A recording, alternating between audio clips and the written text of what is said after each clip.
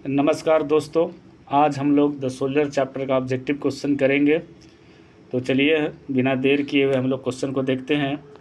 सबसे पहला जो सवाल है वह कह रहा है कि ये poem consisting of filling the blanks lines is a sonnet. सबसे पहले मैं आपको बता दूं कि द सोल्जर चैप्टर जो हम लोग पढ़ रहे हैं वह एक सोनेट है। तो क्वेश्चन करने का यहाँ पे मतलब यह हुआ कि a poem consisting filling the blanks line a sonnet, यानी कितने पंक्तियाँ वाले कविता को हम लोग सोनेट कहते हैं। तो इसका जो सही जवाब है वो हो जाएगा 14 पंक्ति, यानी ऑप्शन ए। इसके बाद है आपका दूसरा सवाल, the last filling the blanks lines are known as sestet. मैं आपको बता दूं कि सोनेट जो होती है वो 14 पंक्तियों वाली कविता होती है। हम लोग उसको दो भागों में बांटते हैं, एक 8 भाग में और दूसरा 6 भाग में। तो प्रथम 8 भाग को ऑक्टेव कहते हैं और लास्ट 6 भाग को सेस्टेट कहते हैं। तो सवाल नंबर 2 है वही पूछ रहा है कि the last filling the blanks line are known as sestet, यानी लास्ट की जो 6 लाइन है वो सेस्टेट कहलाती है, option A. The first filling the blanks lines are called octave. अभी हम लोगों ने चर्चा किया कि प्रथम कितने लाइनों को हम लोग ऑक्टेव बोलते हैं सोनेट के, तो प्रथम 8 लाइन जो होता है वो ऑक्टेव कहलाता है, ठीक है। इसके बाद हम लोग आगे देखेंगे, कह रहा है the poem filling the blanks, ठीक है, इज, एक सेकंड क्वेश्चन ढक गया है, इसको थोड़ा सा और नीचे करने दीजिए।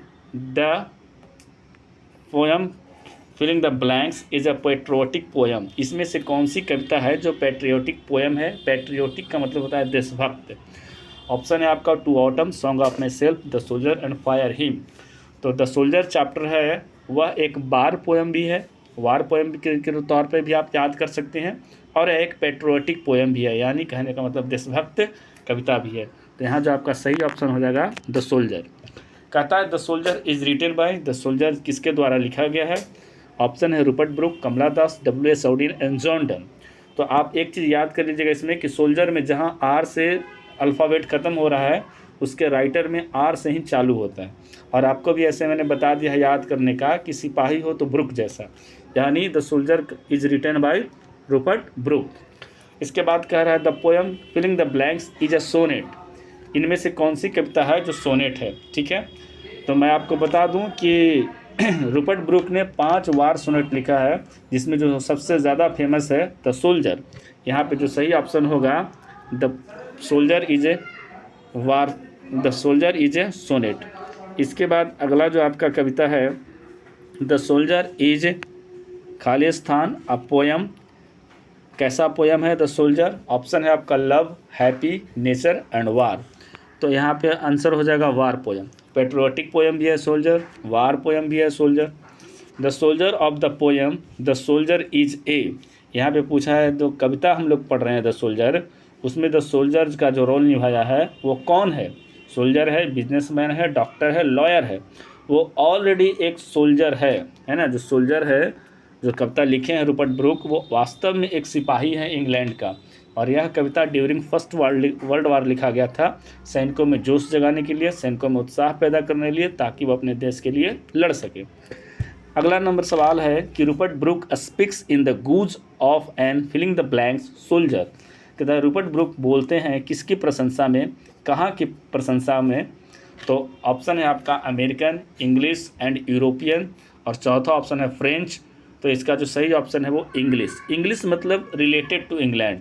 इंग्लिश सोल्जर कहने का मतलब हुआ कि वैसा सैनिक जो इंग्लैंड से बिलोंग करते हैं। तो रूपर्ट ब्रूक उसी के प्रशंसा में कविता में जिक्र करते हैं, चाहे कहते हैं। 10 नंबर सवाल है कि क्या है जिसे हम लोग टाल नहीं सकते हैं? तो डेथ। हालांकि हमारे इसमें जो राइटर हैं, इसमें जो कवि हैं रूपर्ट ब्रूक, उनकी डेथ हो जाती है ड्यू टू सेप्टिसिमिया। वो गावीपोली नामक द्वीप पर लड़ रहे थे। गावीपोली जो आइलैंड है वो नींबुओं का द्वीप होता है, उसी पर लड़ रहे थे। तो बारूद उनके शरीर में घुस जाती है, जिनके कारण उनकी सेप्टिसिमिया से मौत हो जाती है। तो डेथ इज़ इनएविटेबल, जिसे मतलब टाला नहीं जा सके, ठीक है। The speaker is not afraid of filling the blanks. जो स्पीकर है वह डरा हुआ नहीं है, किससे? अच्छा, अफ्रेड का मतलब होता है भयभीत होना, और अफ्रेड के साथ जो प्रीपोजिशन आता है वो हमेशा ऑफ आता है, इस चीज़ का भी ध्यान रखिएगा, ठीक है। तो अफ्रेड के साथ क्या आता है? ऑफ आता है प्रीपोजिशन। और यह सवाल है the speaker is not afraid of, option है आपका life, fear, death and lion. इसका जो सही आंसर हो जाएगा वो डेथ हो जाएगा। वो डेथ से नहीं डर रहा था। वह पहला ही लाइन में बोलते हैं कि इफ़ आई शुड डाई, अगर मैं मर जाऊँ, थिंक दिस ओनली ऑफ मी, और सोचे हैं सिर्फ किसके लिए हो, मेरे लिए हो। तो कविता का पहला लाइन से ही पता चलता है कि लेखक को मृत्यु से कोई डर नहीं था, वो भयभीत नहीं थे। फिर इसके बाद है the image and praises of filling the blanks run through the both stanza. Stanza के कहने का मतलब हुआ पंक्तियों की जो श्रृंखला है। तो कहने का मतलब है इस क्वेश्चन के यही है कि जो इमेजेस हैं और जो प्रशंसा करते हैं दोनों अस्तांजा कविता के पंक्तियों के माध्यम से, वो किस देश का करना चाह रहे हैं। ऑप्शन है the USA, England, Germany and France. लेखक जो है वो इंग्लैंड से बिलोंग करते हैं और वो प्रशंसा भी दोनों स्टैंजा से किसका करते हैं, इंग्लैंड का ही करते हैं। इसके बाद आगे है आपका द डस्ट स्टैंड फॉर। जो डस्ट है वो किसके लिए स्टैंड हुआ है। तो लेखक जब भी आप लेखक के द्वारा जो लिखी कविता है जब उसको पढ़िएगा तो उन्होंने लिखा है ए रीचर डस्ट कॉन्सील्ड, मतलब उसने अपने धरती को रीचर बताया है, खुशहाली पूर्ण बताया है, समृद्ध बताया है, और अपने आप को वो एक धूल का कण बताया है। तो यहाँ जो डस्ट है वो स्टैंड करेगा किसके लिए, सोल्जर के लिए। ठीक है। 14वीं नंबर सवाल है the place where the soldier would be buried should be treated as the part of Khalistan after his death. कहता है कि जब आप कविता ध्यान से पढ़िएगा तो वहाँ पे साफ लिखा हुआ है कि if I should die think this only of me in the some corner of a foreign field that is for ever England. मतलब अगर मैं मर जाऊं और सोचो यह बात सिर्फ मेरे लिए हुई हो कि मैं ही मरूं, कहाँ, विदेश के किसी भी कोने में, और जहां मुझे दफन किया जाए तो वह जो जगह है हमेशा हमेशा के लिए इंग्लैंड का हो जाना चाहिए। तो वो सोचते हैं कि जहाँ मुझे दफन किया जाएगा, जहाँ पे मैं मरूँगा, उस जगह पे इंग्लैंड की विजय प्राप्त हो और वह इंग्लैंड वह जो जगह है इंग्लैंड का हिस्सा के रूप में ट्रीट किया जाए। इसका सही आंसर होगा इंग्लैंड। ठीक है। इसके बाद है who described him हैंडसमेस्ट and young man in India. तो आप जब कविता में पढ़िएगा तो ऊपर में लेखक के बारे में अबाउट ऑथर के बारे में आजकल भी पढ़ना ज़रूरी हो गया है। तो वहीं पे आपको लिखा हुआ मिलेगा कि इंग्लैंड के एक कवि हैं W.B. येट्स, जिन्होंने रूपर्ट ब्रूक के बारे में बताया है कि यह जो आदमी है इंग्लैंड का सबसे हैंडसम आदमी है। तो यहाँ से आपका आंसर हो जाएगा W.B. येट्स। कहता है when was Rupert Brooke born. कहता है रूपर्ट ब्रूक का जन्म कब हुआ था। रूपर्ट ब्रूक का जन्म हुआ था 1887 में। ठीक है। How many has war poet been written by Rupert Brooke, कि कितने वार पोएट है जो रूपर्ट ब्रूक के द्वारा लिखा गया है। ऑप्शन है 4, 5, 6 एंड 3। मैंने इसके पहले ही बता दिया था कि उन्होंने 5 वार सोनेट लिखा है, और 5 वार सोनेट में जो सबसे ज़्यादा फेमस है वो द सोल्जर है। आज भी लंदन में चर्च में शाम के 5 बजे थोड़ी देर के लिए इनका जो धुन है वो बजाया जाता है। उसके बाद अगला सवाल है कि Rupert Brooke died on 23 April 1915 due to, यानी रूपर्ट ब्रूक की मृत्यु हो गई कब, 23 अप्रैल 1915 के ड्यू टू। यहाँ पे ऑप्शन है fever, cancer and loss of blood. तो और एक ऑप्शन है सेप्टिसिमिया। तो इनको जो बीमारी हुआ था वो सेप्टिसिमिया नामक बीमारी हुई थी। शरीर में बारूद घुस जाने के कारण पूरा शरीर पॉइजन हो गया था और वो धीरे धीरे जो इसका टिश्यू है वो ख़राब होने लगा था, सड़ने की बीमारी कह सकते हैं। तो इनका जो सही ऑप्शन होगा सेप्टिसिमिया होगा। ठीक है। इसके बाद आगे है कि his father was filling the blanks at rugby school. इनके पिताजी क्या थे, रग्बी स्कूल में। जनरली रग्बी एक गेम है जिसमें सबसे ज़्यादा खिलाड़ी होता है, 15 खिलाड़ी एक साइड और 15 खिलाड़ी अगले साइड।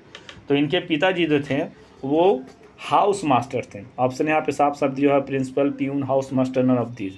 तो वो उनके पिताजी हाउस मास्टर थे। हाउस मास्टर किसको कहते हैं, हाउस मास्टर उसे कहा जाता है जो प्रशिक्षक होता है, जो कोच होते हैं, जो प्रशिक्षण देने का काम करते हैं।